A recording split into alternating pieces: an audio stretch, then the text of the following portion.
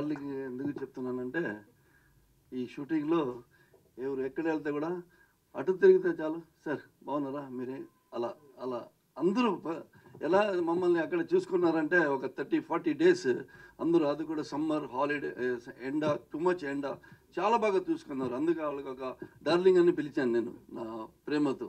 అందరూ చాలా కోఆపరేట్ చేశారు. అలాగే నేను రాజధాని ఫైల్స్, దీని ముందు ఒక రాజధాని కోడి రామేశ్వర గారి డైరెక్షన్లో కూడా చేశాను. అందులో యమున గారు నాతో యాక్ట్ చేశారు. అలాగే ఇప్పుడు రాజధాని ఫైల్స్ కూడా నా భాగ్యకి వచ్చింది.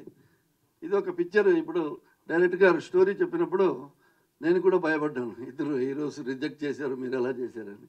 నాకు ఆ స్టోరీ చూస్తుంటే నేను కూడా అప్పుడు ఆలోచన చేసేవాడేమో. కానీ నా బెస్ట్ ఫ్రెండ్ రవిశంకర్ గారు, ఇప్పటి నుంచి కాదు, ఎప్పటి నుంచో 90s నుంచి మేము ఇద్దరు ఫ్రెండ్స్. మార్నింగ్ వాకింగ్ కానీ అన్నీ. Is all well wisher also, my well wisher also. నాకు ఫోన్ చేసి ఫస్ట్ నన్ను అడగలేదు ఆయన పిక్చర్ చేయాలని.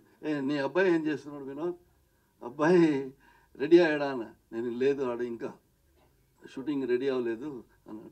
కొన్ని రోజుల తర్వాత మళ్ళీ గ్యాప్లో 1 month గ్యాప్ తర్వాత, వినోద్ ఎక్కడ ఉన్నావు, నువ్వు హైదరాబాద్ ఎప్పుడు వస్తావు అని అడిగారు. నేను పలానా వస్తున్నాను లెక్కలు అని. నాకు స్టోరీ చెప్పలేదు, ఏం లేదు. మనం ఈ పిక్చర్ చేస్తున్నావు అంటే, ఎస్ మన పిక్చర్ చేస్తున్నావు అని నేను అలా భానుగారితో ఒక లైన్ ఇలాగే, this is not a movie of political movie, ఇది ఒక రైతుల బాధ, దానికి ఎలా సమాధానం చెప్పాలి. మనం ఒక మంచి ఇల్లు కడతాం మంచి ఆశతో, ఆ ఇల్లు అలాగే పగిలిపోయింది అనుకోండి, మనకి ఎంత బాధ అవుతుంది. అలాగే రైతులకు కూడా వాళ్ళు ఇచ్చిన భూమి ఏమి ఉపయోగం లేకుండా పోయింది, దాంతో వాళ్ళకి ఎంత ప్రాబ్లం వచ్చింది, ఆ ప్రాబ్లం ఎలా సాల్వ్ అవ్వాలి, దానికి ఎలా పొలిటికల్ ఇన్వాల్వ్ అయింది, అదంతా ఈ స్టోరీలో.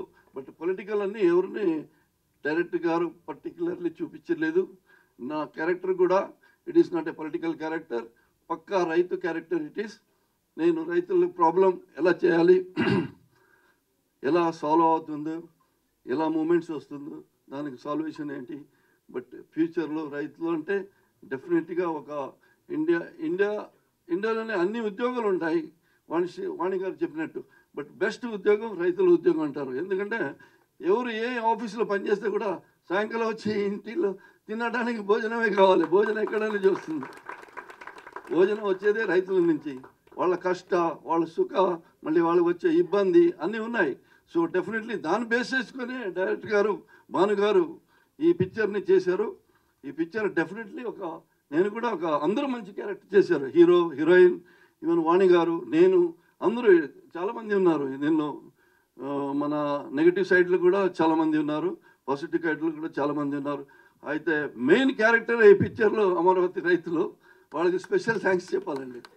వాళ్ళు ప్రతిరోజు ఆ ఎండలో డైలీ ఒక 600-700 మెంబర్స్, కొన్ని రోజులు తగ్గింది, కొన్ని రోజులు మళ్ళీ పెంచింది, కొన్ని కోఆర్డినేషన్ వల్ల. డెఫినెట్లీ వాళ్ళు ఈ పిక్చర్ డెఫినెట్లీ రాజధాని files one of the best picture అవుతుంది. ఇప్పుడు బడ్జెట్ పిక్చర్లో కాదు ఇది, దీనికి ఎన్ని బడ్జెట్ కావాలి అన్న బడ్జెట్ మన ప్రొడ్యూసర్ గారు దేనికి తక్కువ చేయలేదు. నేను 40 days ప్రొడ్యూసర్ పక్కనే పడుకున్నాను, అదొక నాకు ఇబ్బంది. పొద్దునే 7 గంటలే రెడీ బాస్ వెళ్దాం బాస్, ఇది మేము కొంచెం రిలాక్స్గా అవుతామంటే వెళ్దాం, ఒకే కారు మాకు 40 days ఒకే కారు. సో ఎంజాయ్ చేశాను. Really I enjoyed shooting in Amaravati. I look forward to shoot again in Vijayawada, Amaravati, ఆ బెల్ట్లో. ఈ పిక్చర్కి అందరూ సపోర్ట్ ఇవ్వాలి, ఎస్పెషల్లీ మీడియా వాళ్ళు. Because don't conclude this movie is a political movie. No, it is not a political movie at all.